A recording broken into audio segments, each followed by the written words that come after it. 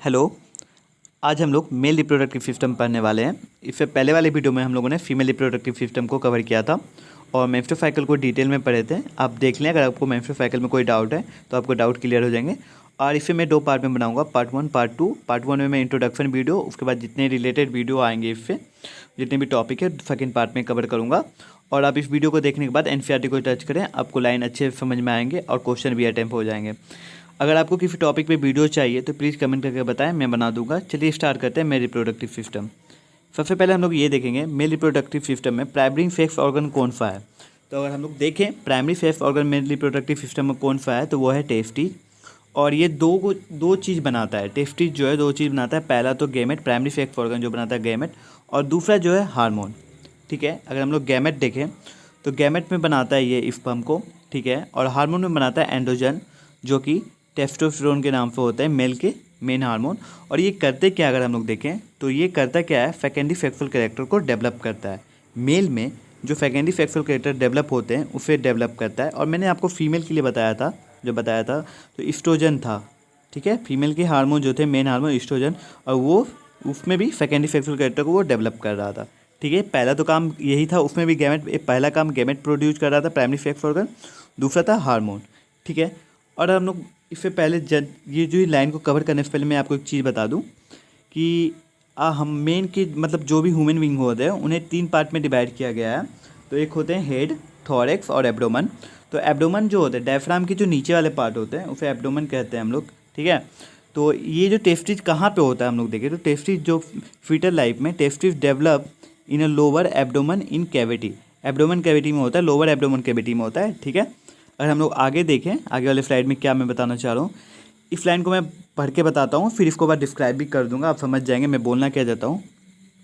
Between the 3rd and 7th month of the testes stay in the area of the inguinal canal for they can enter into it the reach the scrotum at roughly the time of the birth under influence of androgen hormone। इस line को cover करने से पहले मैं इस line को भी बोल देता हूँ, उसके बाद मैं दोनों को कवर कर दूंगा। ठीक है, the region where is the testis pass through the abdominal wall is called inguinal canal. कह क्या रहा है मैं आपको बता दूं, इस लाइन में एक कहना क्या चाह रहे हैं हम लोग।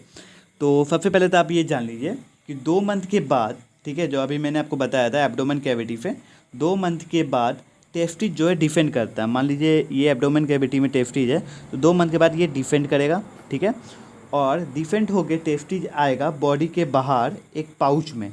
ठीक है, वो पाउच कौन सा है, स्क्रोटम।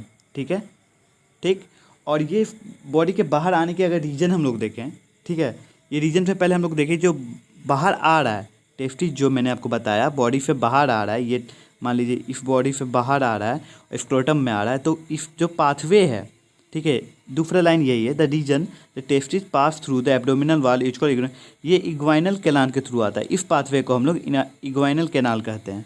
ठीक है, टेस्टिस जिस रास्ते से आ रहा है, जिस वे से आ रहा है, उस रास्ते को हम लोग इग्वाइनल कैनाल कहते हैं। इसके भी इंपॉर्टेंट आएंगे, मैं आपको बता दूं।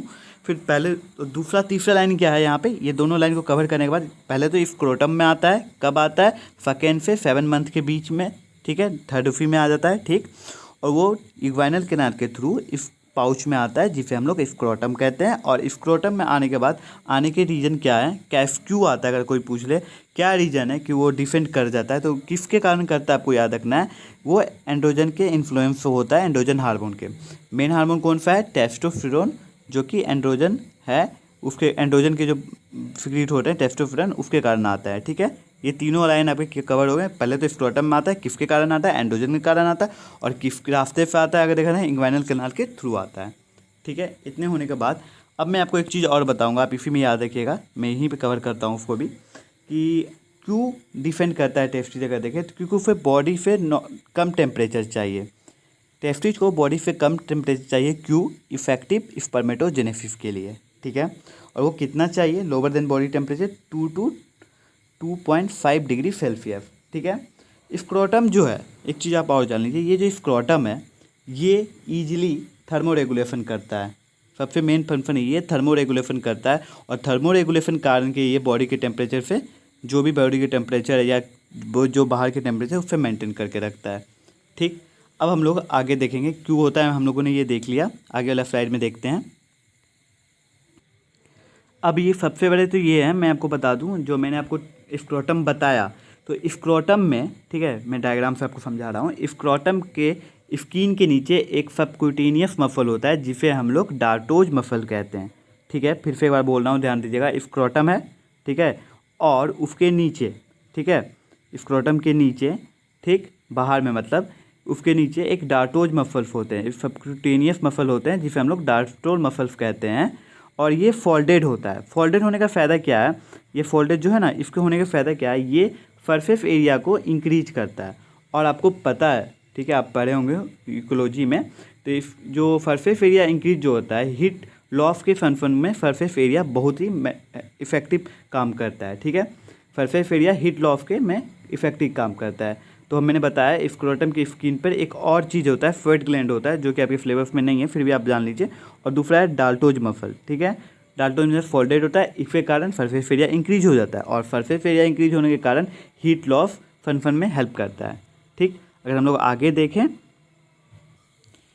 द डिफेंट ऑफ टेस्टिज, एक कंडीशन लेते हैं, मैं आपको बता रहा हूँ। अगर टेस्टिज के जो डिफेंट हो रहे थे इंग्वाइनल कैनाल के थ्रू, और कौन करवा रहा था, एंड्रोजन के कारण हो रहा था, अगर नहीं हो पाया किसी रीजन पे, तो क्या क्या कारण हो सकता है नहीं हो रहे का? 2 कारण हो सकता है, ठीक है। पहला कारण तो ये हो सकता है कि एंड्रोजन नहीं हो पा रहा है, एंड्रोजन प्रोड्यूस नहीं हो पा रहा है, ठीक है, एंड्रोजन नहीं है, मतलब टेस्टोस्टेरोन नहीं है, सेकेंडरी जो होता है वो नहीं है, ठीक। और जो सेकेंडरी सेक्सुअल कैरेक्टर में डेवलप करने में हेल्प करता है, ठीक। और दूसरा कंडीशन क्या होता है, इंग्वाइनल कैनाल जो था, ठीक है, वो अच्छे से फॉर्म नहीं हो पाया, इसी कारण वो डिफेंट नहीं कर पाया। 2 रीजन हो सकता है, एक तो एंड्रोजन के कारण, ठीक है, हार्मोन के कारण, क्योंकि एंड्रोजन ही इन्फ्लुएंस कर रहा था उसको, और दूसरा कारण हो सकता है इंग्वाइनल कैनाल अच्छे से नहीं बन पाया, या तो उसके कारण, ठीक। 2 रीजन हो सकते हैं। और मैंने आपको इतनी सारी चीज़ बताने के बाद एक चीज़ आपको और बताया था, ठीक है। तो उससे पहले मैं आपको बता दूँ, टेस्टिज, जो टेस्टिज होता है, अगर हम लोग उसको डिटेल में देखें तो मैं आपको डायग्राम से बताऊंगा, आप सुनने का कोशिश और समझने का कोशिश कीजिएगा। 2 फैक्टर हैं जो इफेक्टिव स्पर्मेटोजेनेसिस के लिए होते हैं, 2 फैक्टर, ठीक है।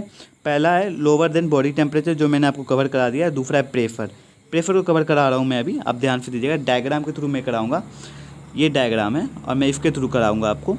तो मैं आपको बता दूँ, टेस्टिज जो ह्यूमन बींग्स में होते हैं वो इन्वेस्टेड होते हैं टफ कनेक्टिव टिश्यू लेयर के, जिसे हम लोग टूनिका एल्ब्यूजिनिया कहते हैं। फिर से मैं एक बार रिपीट कर रहा हूँ, सुन लीजिएगा।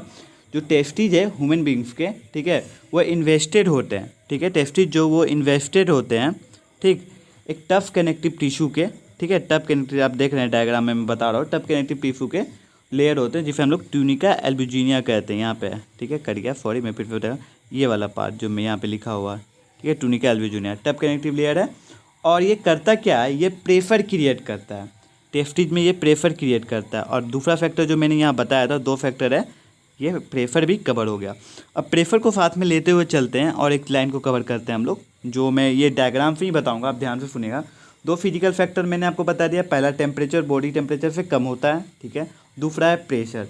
टूनिका एल्ब्यूजिनिया जो मैं आपको बताया, ठीक है, उसके एक्सटेंशन क्रिएट होते हैं, ये है ना टूनिका एल्ब्यूजिनिया, इसके एक्सटेंशन जो क्रिएट हो रहे हैं, देख रहे हैं आप, ये वाले वो जो एक्सटेंशन क्रिएट होते हैं उसे हम लोग सेप्टा कहते हैं, ठीक है। एक्सटेंशन जो क्रिएट है उसे हम लोग सेप्टा कहें हैं, ठीक, ये भी कवर हो गया। सेप्टा, ये देख लीजिए, एक्सटेंशन जो क्रिएट है उसे हम लोग सेप्टा कहें, ठीक। और सेप्टा क्रिएट होने के कारण आप देख रहे हैं कि ये लोब बन रहा है ना, ये इसके अंदर वाले ये लोब हो गए, ये लोब हो गए, ये लोब हो गए, ये लोब हो गए, फिर से कर देता हूँ मैं, ये लोब हो गए, ये वाले हो गए, ये वाले हो गए, ये वाले हो गए, लोब बन रहे हैं, ठीक है, ये भी हो गया। और हर एक लोब में, ये जो लोब बन रहे हैं, हर एक लोब में, यहाँ नहीं दिया गया है, फिर भी आप ध्यान से सुनिए, लोब में कर्व टिब्यूल होते हैं, 3 से 10 कर्व टिब्यूल होंगे हर एक लोब में, 3 से 10 मान लीजिए, 3 to 10 कर्व टिब्यूल होंगे, जिन्हें हम लोग कहेंगे सेमिनिफेरस टिब्यूल। आप याद रखिएगा, बहुत इंपॉर्टेंट है सेमिनिफेरस टिब्यूल, मैं आगे वाले वीडियो में इसको अच्छे से कवर करूँगा। सेमिनिफेरस टिब्यूल, हर एक लोब में 3 से 10 टिब्यूल होंगे, जो कि लगभग 3 से 10 के बीच में वेरी करेंगे, जो कि हम कहेंगे सेमिनिफेरस टिब्यूल है, ठीक है। अब ये इसके अंदर तो सेमिनिफेरस टिब्यूल है, 3 से 10 हैं। उसके बाद ये वाले जो जगह हैं, मान लीजिए ये वाले सेप्टा हो गए, और इसके बाद मान लीजिए यहाँ सेमिनिफेरस टिब्यूल है, मान लीजिए, ठीक है।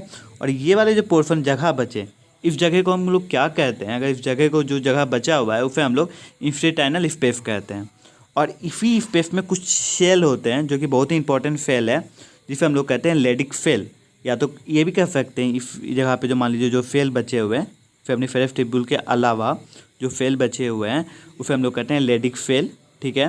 और फिर ये भी कह सकते हैं इंफ्राटाइनल सेल और ब्लेडिक, और ये क्या करते हैं, यही फेल प्रोड्यूस करते हैं, आपके एंड्रोजन को प्रोड्यूस करते हैं, जो कि उसके बाद टेस्टोस्टेरोन होता है उसके कारण। और यही मेन हार्मोन है जो कि कहाँ पे प्रोड्यूस हो रहा है, लेडिक सेल से। और कहाँ पे हो रहा है तो आपको पता है, इंस्टेटाइनल स्पेस पे हो रहा है।